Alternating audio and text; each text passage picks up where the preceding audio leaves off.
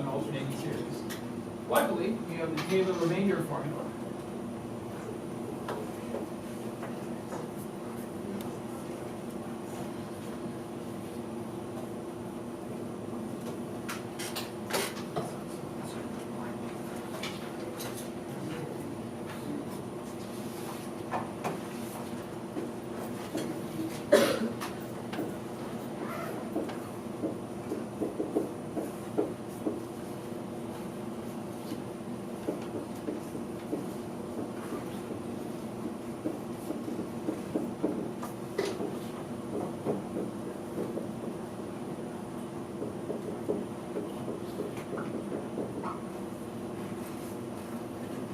Does that look familiar? And m has to dominate the n plus first derivative, and for x in a certain range. So what's the center of this? The center is at x equals 0, and we're trying to plug in x equals negative 0.1. So there's the center, there's negative 0.1. And if this really is the center, then we have to go up to 0.1.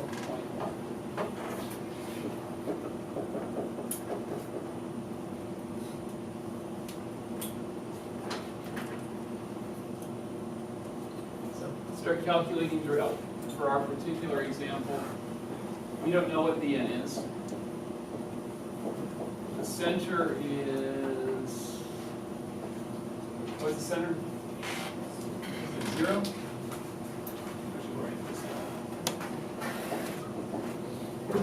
So we're plugging in a negative 0.1. Our center is 0. And we just have to find m, the value of m based on n. That's plugging into the formula. And then we need some room over here.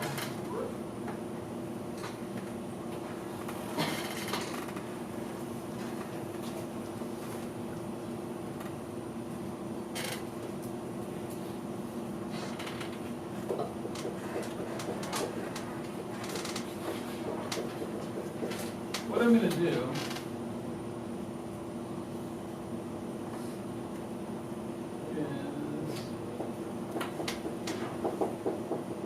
is start taking derivatives here.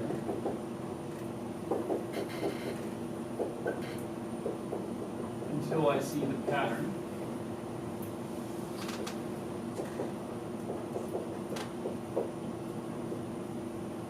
If you have questions on how to get these, let me know. These are basic Calc 1 derivatives. Actually, you know what? Let me, this might be easier to see. So I'll write the first derivative as 1 plus x to the minus 1.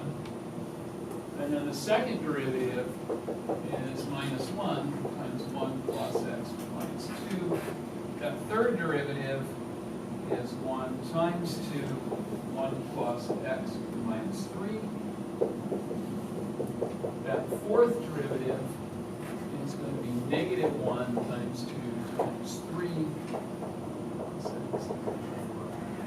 So do you see how I'm building up a factorial there? Each time I take a derivative, I get one larger factor in front.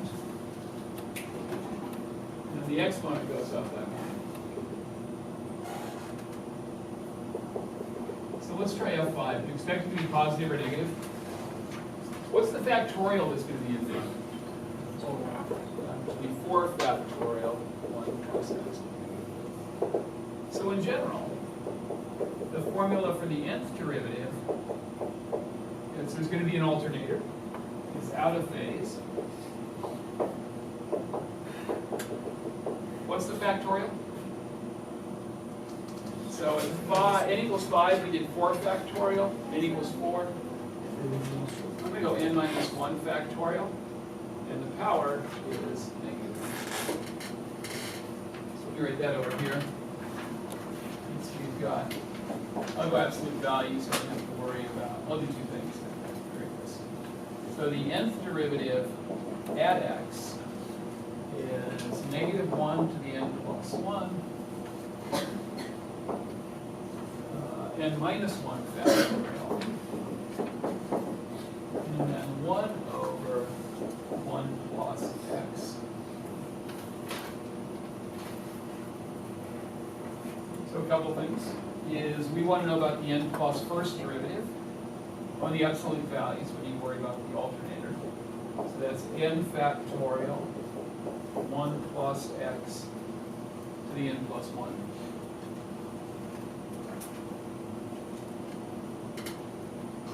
And we're picking x values in this range. M has to be the biggest we can make this. So what x value, well, actually, let's back up. Is this an increasing or a decreasing function? Decreasing? You see that? So as x gets bigger, the denominator gets bigger, so the function's going down.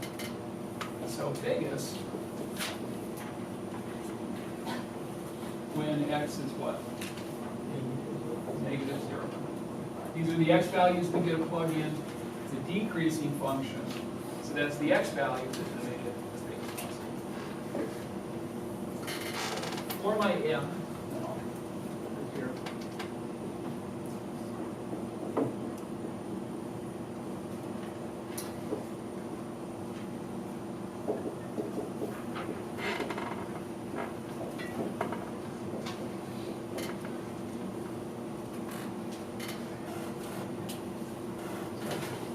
Putting the pieces together, I think this was the hardest problem.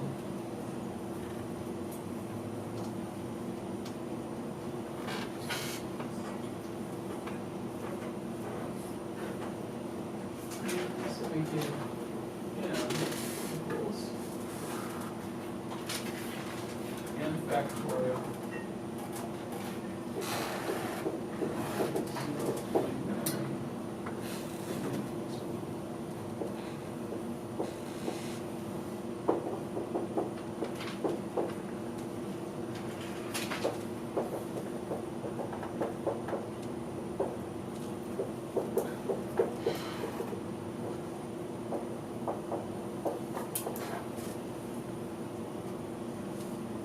I just plug this value of m into my remainder formula.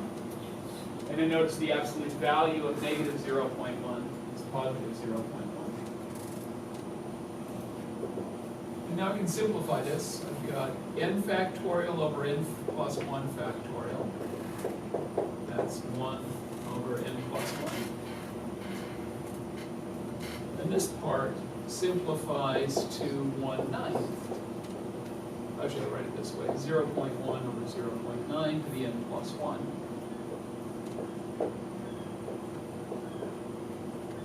And then my job is going to find an n value that makes that smaller than 0.002.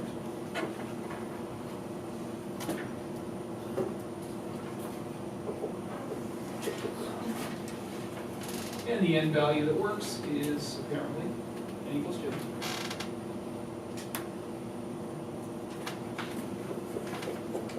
T2 of x, which is x minus 1 x squared, works for that one.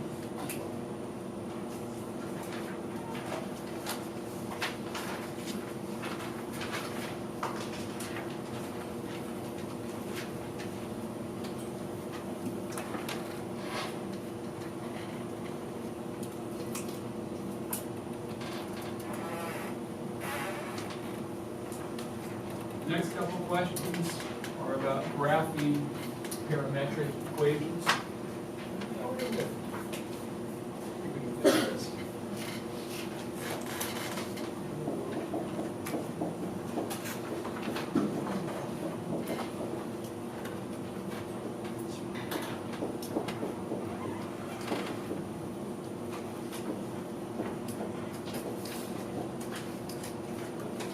So for the first one, we're still looking at x, y positions on the plane, but we have both x and y depend on time. So you give me a time, I'll give you the position by telling you the x coordinate and the y coordinate. If t is 0, x is 1, 1, this is 2, this is 0, this is 3, negative 3, 4, negative 8, 5,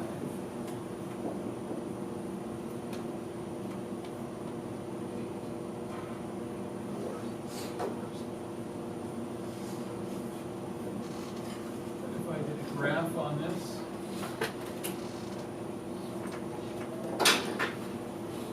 what I see is just a rough estimate, is as t is getting bigger, x keeps increasing at a linear rate. So it's like we're moving over here in the x direction at a constant rate. And the y keeps getting more negative faster and faster. So this part of the graph would look like that. And we could actually use negative t values.